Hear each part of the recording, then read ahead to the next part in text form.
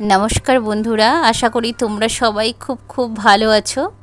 দেখো আজকে তোমাদের সামনে নিয়ে এসেছি আঠা বেল। আজকের আঠা বেল দিয়ে বেলের পানা তৈরি করব। তাই বেলটাকে প্রথমে ফাটিয়ে নিলাম, নেওয়ার পরে বেলের সমস্ত শাঁসটা বের করে নিলাম, নিয়ে পরিমাণ মতো চিনি আর লবণ আর জল দিয়ে ভালো করে বেলটাকে মাখিয়ে নেব।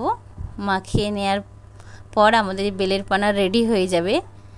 কিন্তু তোমরা শেষ পর্যন্ত আমাদের ভিডিওটাকে দেখতে থাকো, তোমাদের অবশ্যই ভালো লাগবে। আর যদি ভালো লাগে তাহলে আমাদের এই ছোট্ট চ্যানেলটাকে সাবস্ক্রাইব করো আর লাইক করো, বেশি বেশি করে শেয়ার করো আর কমেন্টে বলো আমাদের বেলের পানাটা কেমন হয়েছে। তোমরা বাড়িতে একবার ট্রাই করে দেখো, তোমাদের অবশ্যই ভালো লাগবে এই গরমে বেলের পানা।